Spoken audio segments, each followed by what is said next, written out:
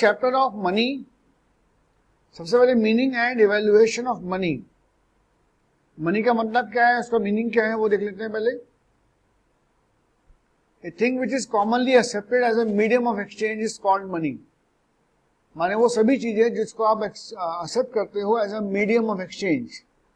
हमने कुछ दिया और बदले में दूसरे वाला भी हमें कुछ दे रहा है, तो वो जो मीडियम ऑफ एक्सचेंज है दिस इज कॉल्ड मनी। तो money is a medium of exchange. A rupee in India is money. जब रुपी इंडिया की बात करें तो रुपी क्या है, मनी है, as it is commonly accepted medium of exchange, है ना। हम किसी से कोई सामान खरीदेंगे उसको हम रुपीज में पेमेंट कर सकते हैं। यूएस में जाओगे तो वो नहीं चलेगा, यूएस की मनी क्या है, डॉलर। तो कंट्री टू कंट्री जो मीडियम ऑफ एक्सचेंज है वो चेंज हो सकता है। In olden days goods are exchange for goods. पहले क्या था, हम गुड्स को गुड्स के बदले में एक्सचेंज करते थे। This is called barter system. क्या बोलते थे इसको, बार्टर सिस्टम, ठीक है। But with the multiplicity of wants, जैसे जैसे आपकी रिक्वायरमेंट बढ़ी तो हमें कॉमन मीडियम ऑफ एक्सचेंज की जरूरत पड़ी, और वो जो एक्सचेंज ऑफ मीडिया है दिस इज कॉल्ड मनी। और स्टार्टिंग में मनी के अंदर भी we are using coins of gold and silver, subsequently alloy metal, paper money आ गया उसके बाद, and now is the age of plastic money. तो मनी का जो फॉर्मेशन है वो समय समय पर रिक्वायरमेंट के हिसाब से बदलता गया, ठीक है। क्लियर है पॉइंट ये। तो मनी का जो ओरिएंटेशन है वो बदलता रहा समय के अनुसार, and now is the age of plastic money. इसके बाद जो नेक्स्ट पॉइंट हमारे पास आता है, money is used as store of value. आप कोई चीज का स्टोरेज कैसे करोगे, in the form of money. माने स्टोर करने के लिए मनी से बढ़िया कोई तरीका नहीं है। आपकी जेब में पैसा है, 50 लाख रुपए है, 2 लाख रुपए है, तो वह एक तरह से स्टोर ऑफ वैल्यू है। आप जब चाहें उसको कमोडिटीज में कन्वर्ट कर सकते हैं। तो कमोडिटी परचेज करने की जरूरत नहीं है कि आप परचेज करके उसका स्टोर करें। आप मनी स्टोर कर लेते हो तो money simply store the value of a commodity. Money is use as a measure of value, उसको वैल्यूएशन करने में यूज करते हैं। And standard for deferred payment. What is deferred payment, जो पैसा आपको 1 साल बाद देना है, 2 साल बाद देना है, माने पेमेंट जो करनी है वो कब करनी है, आफ्टर सम टाइम। तो मनी एक मेजर पार्ट प्ले करता है in case of deferred payment. तो these 3 are the basic objectives of money. पहली कैपेसिटी क्या है मनी में, स्टोर ऑफ वैल्यू होनी चाहिए, मेजरमेंट होनी चाहिए, और डेफर्ड पेमेंट करने में वो हेल्प करता है। तो these are some basic function of money. Barter system में क्या होता था, बार्टर में हम गुड्स को गुड्स के बदले में एक्सचेंज करते थे। We are exchanging goods from other goods. अब यहां प्रॉब्लम है, डबल कॉन्सिडेंस का होना जरूरी है। जैसे आपको कोई प्रोडक्ट की रिक्वायरमेंट है और सामने वाले को वो प्रोडक्ट चाहिए जो आपके पास है, और आपको वो प्रोडक्ट चाहिए जो सामने वाले के पास है, जिससे आप परचेज सेल कर रहे हैं। तो बार्टर में डबल कॉन्सिडेंस का होना बहुत जरूरी है, अदरवाइज आप उसको नहीं कर सकते। You want for cloth must coincide with somebody wants for rice. आपके पास राइस है और किसी और के पास क्लॉथ है, आपको क्लॉथ चाहिए, तो आपको वो ढूंढना पड़ेगा जो आपसे राइस ले ले और आपको cloth they they. And you must have surplus of rice and somebody must have the surplus of cloth. बहुत डिफिकल्टी वाला काम है। तो मनी क्या है, एक सिंपल मीडियम ऑफ एक्सचेंज है, rice in exchange of money. हम उसको राइस देंगे, उसके बदले में मनी लेंगे, और वो अपना कपड़ा देगा, उसके बदले में हमसे मनी की वर्थ ले लेगा। तो money plays a very important role in terms of exchange. जब हम गुड सर्विसेज का एक्सचेंज करते हैं तो money plays an important role, ठीक है। और ये जो बार्टर सिस्टम है, इसी का जो दूसरा नाम है वो क्या है, CC money.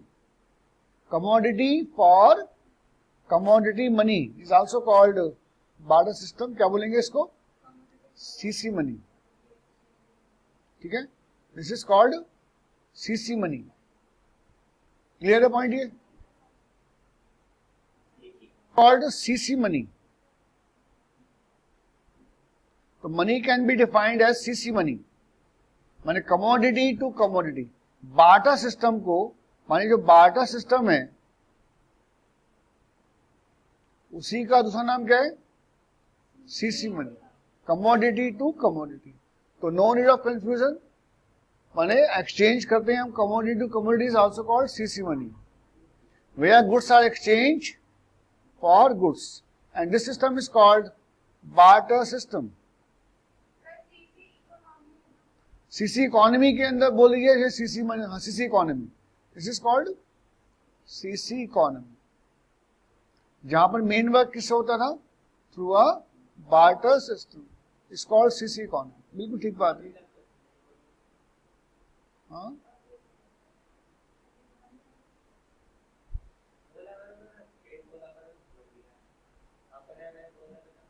Drawbacks of the barter system, नुकसान क्या थे बताओ? अभी मैंने बताया आपको drawbacks of barter system. Number 1, double coincidence of wants, ये सबसे बड़ी प्रॉब्लम थी। जो आप चाहते हैं वो दूसरे के पास सरप्लस होना चाहिए, और जो आपके पास जो दूसरे को चाहिए वो आपके पास सरप्लस होना चाहिए। Number 2, lack of common unit of value. You can what is the value of your car? आपने बोला 5 लाख रुपए। Can you give the same answer in a barter system of exchange? No, आप नहीं बोल सकते। मानी जो भी वैल्यू ऑफ मनी का मतलब क्या है? वैल्यू ऑफ ट्रांजेक्शंस को हम डिफाइन कर सकते हैं with the help of money. और नंबर 3 तो मैंने आपको बता ही दिया, डिफिकल्टी इन फ्यूचर पेमेंट और कॉन्ट्रैक्चुअल पेमेंट। जैसे these days you hire a worker and strike a contract to pay him 10,000 per month. What do you do in a barter system? कैसे करोगे? बड़ा मुश्किल है। आप क्या कह के उसको रखोगे मंथली बेसिस पे? क्या दूंगा मैं आपको? Would you decide to pay him in terms of table or chair? Rice, wheat, drugs, chocolate क्या दोगे हर साल? तो जो कॉन्ट्रैक्चुअल पेमेंट होता है वहां पर मनी ने आपको काफी इजी कर दिया। आप उसको 10,000 पर मंथ देंगे, फिर वो कुछ भी परचेज करे अपनी रिक्वायरमेंट के हिसाब से। Difficulty of storage in value, तो मनी की हेल्प से आप आसानी से वैल्यूज को स्टोर कर सकते हैं। ठीक है। What happens if you are transfer your saving from one place to another? Quite easy. You are a transfer, आपने गुड्स खरीद लिए, आपको goods from one place to other transfer करने हैं, बहुत समस्या है। मनी है तो आप इजिली ट्रांसफर कर सकते हैं from one place to another, which again is a difficult task. Besides being expensive, evolution of money has made storage, store करना वैल्यू को और ट्रांसफर करना काफी इजी हो गया। आपको वैल्यूज को from one place to other transfer करना है। अगर आपने गुड्स परचेज किया हो तो क्या करना पड़ेगा? गुड्स को मूव करना पड़ेगा, बकायदा ट्रांसपोर्टेशन लगेगा, लेकिन मनी इजीली मूव हो सकता है। स्टोरेज ऑफ वैल्यू, आपको बहुत ज्यादा स्टोर करने की जरूरत नहीं है, आपकी पॉकेट में पैसा होना चाहिए, आप जब चाहें उसको इजीली उस पैसे से अपना कमोडिटी परचेज कर सकते हैं। तो ये मनी के बहुत एडवांटेज हैं। These are 2 advantage of money. Forms of money, अब मनी के टाइप्स कौन कौन से हैं? नंबर 1, फ्लैट मनी और fiduciary money. Number 1, flat money और fiduciary money. Full bodied money and credit money. What is flat money or fiduciary money? Fiat money. The fiat money refer to that money which is issued by order authority of the government. It includes all notes and coins which the people in a country are legally bound to accept as a medium of exchange. तो notes and coins क्या है? जो भी government ने issue किया हुआ है, which is issued by order authority of the government. जैसे आप नोट देखते हैं तो वो गवर्नमेंट का, गवर्नर ऑफ इंडिया का ऑर्डर होता है, I promise to pay. Fiduciary money is that money which is accepted as a medium of exchange because of the trust between the payer and the paying. विश्वास के ऊपर काम चलता है। Cheque are fiduciary money and these are accepted as a means of payment on the basis of trust, not on the basis of any order of the government. तो check क्या है? Fiduciary money. आपने किसी को check issue किया तो वो ये मानते मेरे पास इतने अमाउंट का इतना मनी आ गया। जो नोट है, जो करेंसी है, वो क्या है हमारी, this is called fiat money. Full bodied money and credit money. Full bodied money refer to money in terms of coins whose commodity value is equal to the money value as and when these are issued। माने जो coins के अंदर metal लगा हुआ है वही उसकी value है। जैसे आपके पास 2000 रुपए का नोट है, तो क्या जो नोट का मटेरियल है वो 2000 रुपए के इक्विवेलेंट है? नहीं, ये क्या है, फिएट मनी। मैंने गोल्ड कॉइन लिया तो गोल्ड की जो वैल्यू है वही उस कॉइन की वर्थ है। तो दिस इज कॉल्ड, माने कॉइन पे क्या आपने प्रिंट किया हुआ है, क्या अमाउंट लिखा हुआ है, डजंट मैटर, जो उसके अंदर मेटल लगा हुआ है वही उसकी वैल्यू है। This is called full body in money। A rupee coin during the British period in India was made of silver। Commodity value of the coin was equal to its money value at the time of its issuing, or the market value of the silver contained in the coin was equals to 1। ठीक है, मैं जो silver की worth होगी वही उस coin की value होगी। Credit money refer to that money of which money value is more than commodity value. What is the market value of the metal that the rupee coin is made of in India? Obviously, much lower than the money value of the rupee coin. Otherwise, people would have melted the coin and sold the metal in the market at a higher price। माने credit money क्या है कि जो value उस पर लिखी हुई है वो ज्यादा है इन कंपेयर ऑफ उसकी मेटल वैल्यू की।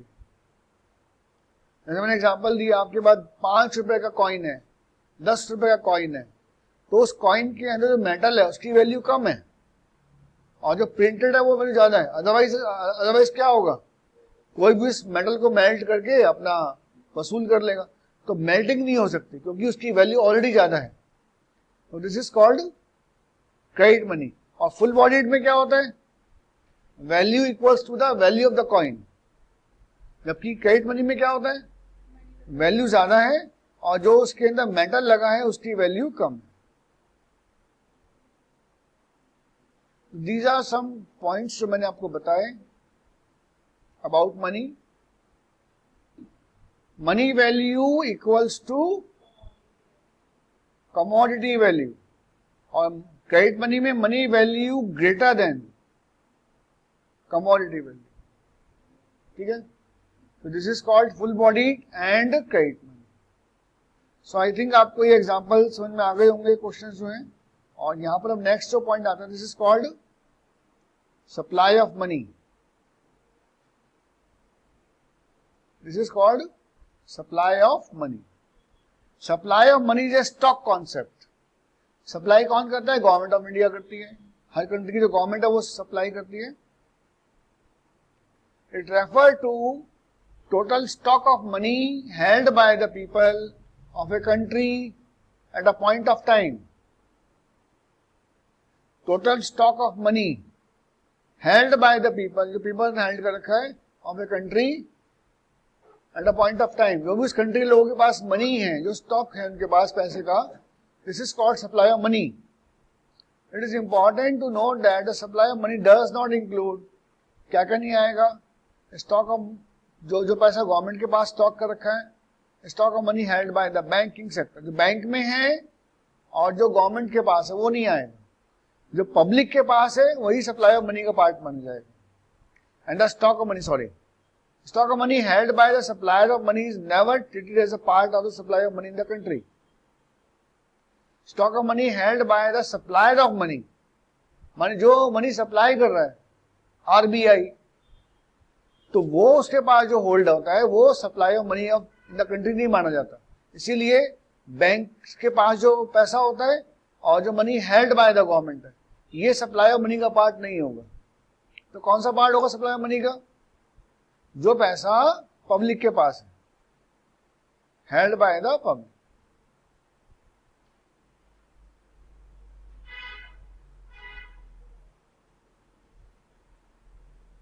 Now we come on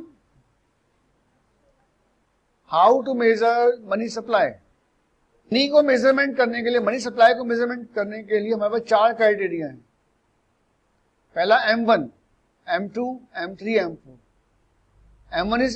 M1 is called C plus DD plus OD। तो M1 के अंदर हम 3 चीजों को लेंगे। Currency held by the public is called C, include coin as well as paper notes। What is DD?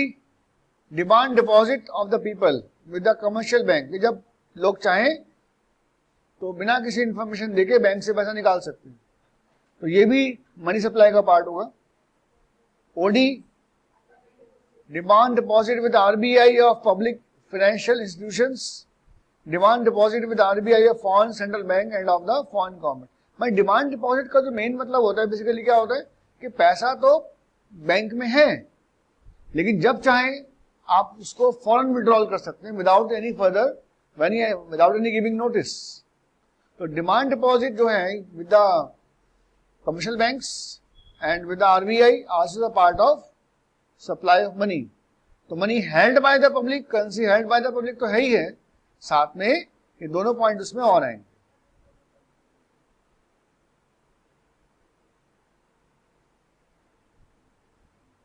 Demand deposit में ये नहीं आएगा ओडी के अंदर।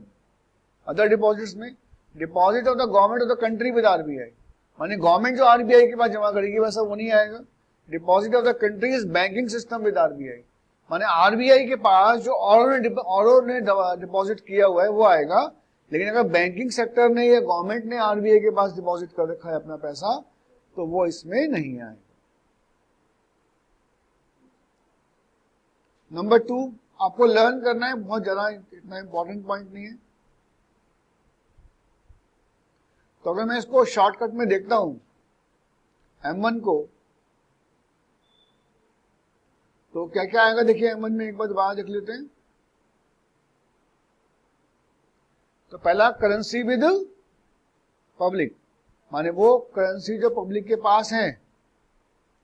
Demand deposit of the people with the commercial banks, कौन सा होगा? Demand deposit with reserve bank of public financial institutions, demand deposit with reserve bank of foreign central bank, ये आएगा।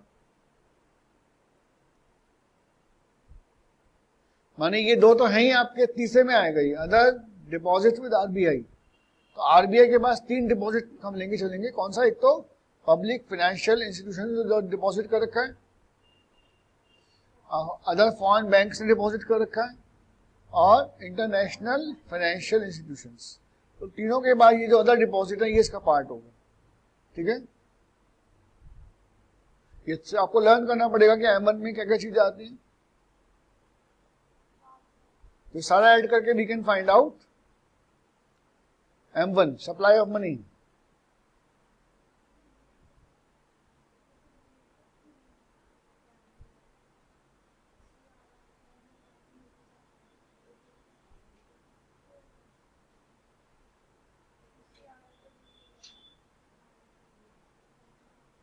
मेरे ख्याल से आपका जो कोर्स कंटेंट है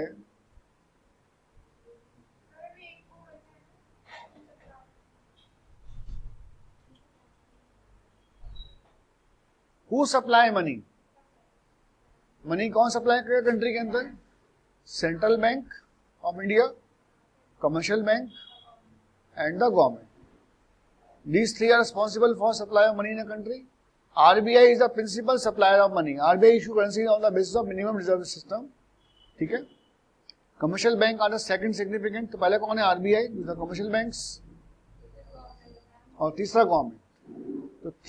तो these 3 are suppliers of money in a country।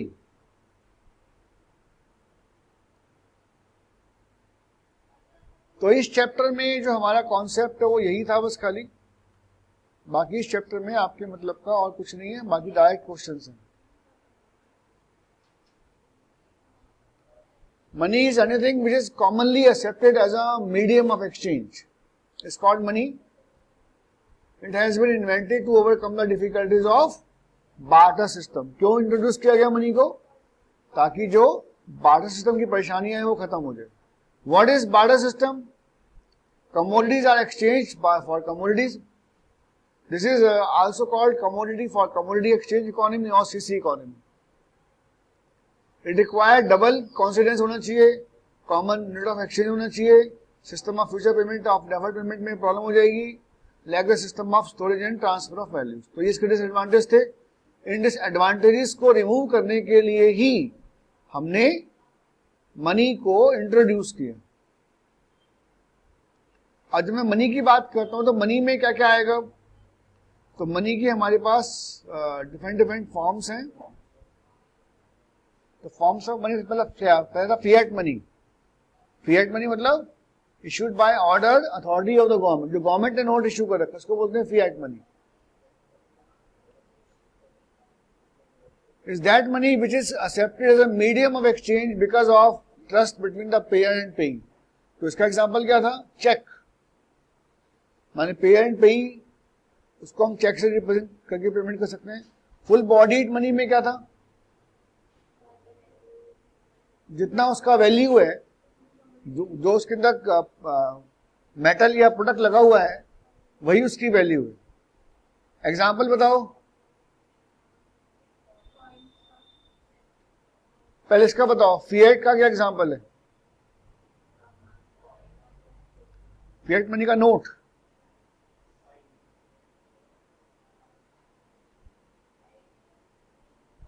जो मेन मनी है वो फिएट मनी है. Fiduciary, check.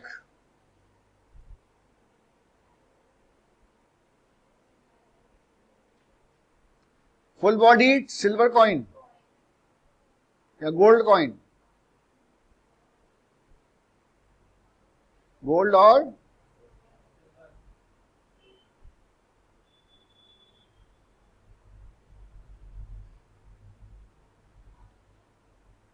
credit money, money value of coin and notes greater than commodity value of coins and notes. Simply ये भी वही आएगा, rupee note है ना. कौन सा एग्जाम्पल ले सकते हो इसका? Rupee note.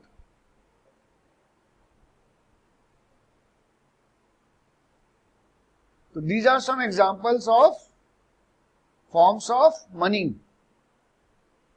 उसके बाद था यहां पे supply of money. Is a stock concept. ये इंपॉर्टेंट है, एमसीक्यू में आता है. सप्लाई ऑफ मनी क्या है आपका? Not a flow concept, this is stock concept. आया हुआ है ना. It refer to the stock of money available with the public. Public और पीपल्स के पास जो अवेलेबिलिटी है मनी का at a point of time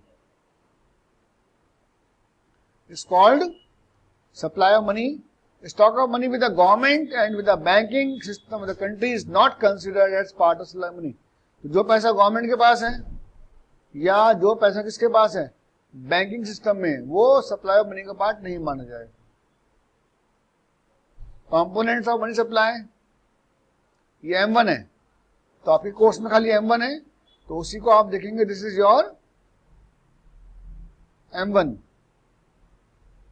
currency with public, demand deposit with commercial bank, other deposit with the reserve bank of India.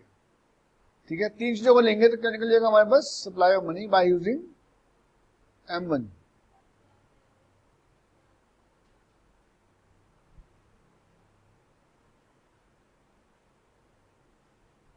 So I think मैंने आपको इस chapter में सारी ही बातें बता दी.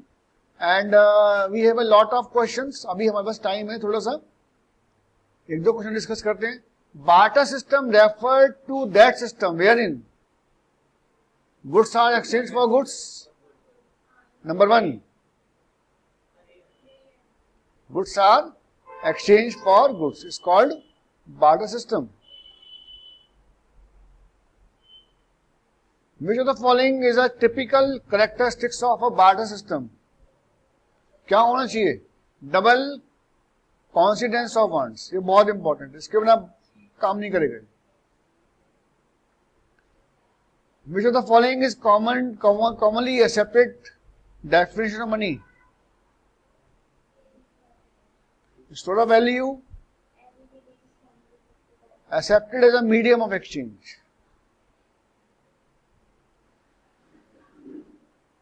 Money which is accepted as a medium of exchange because of the trust between the payer and the payee is called, trust पे कौन सा पेमेंट मानते हैं, कौन सा होता है? This is called fiduciary money. Fiduciary money. Full-bodied money is that money whose money value and commodity values are equal, declared as equal by the government, equal in the market, equal in the market.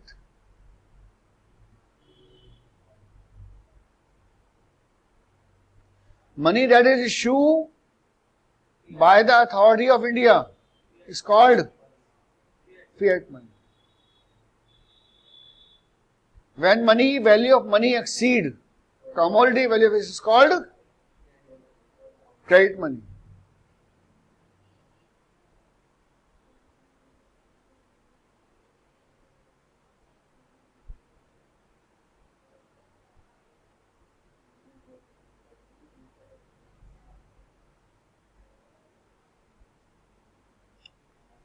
Money as a standard of for deferred payment has led to the emergence of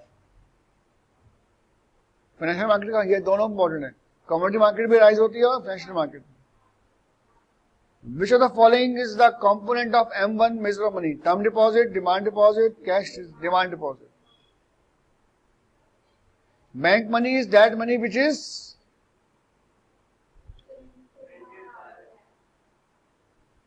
printed by the government, generated in the form of credit creation. इसमें क्या आएगा? Credit creation आएगा.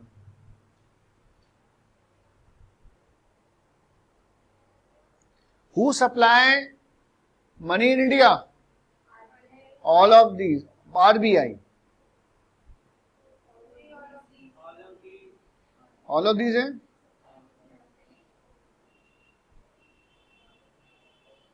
Demand deposit include checkable deposit, deposit which can be withdrawn on demand. Yes. Both A and B. In India, there are 4 alternate measures of money: M1, M2, M3, and these M1 are ये वाला C part है ना? कौन सा आएगा? Number C.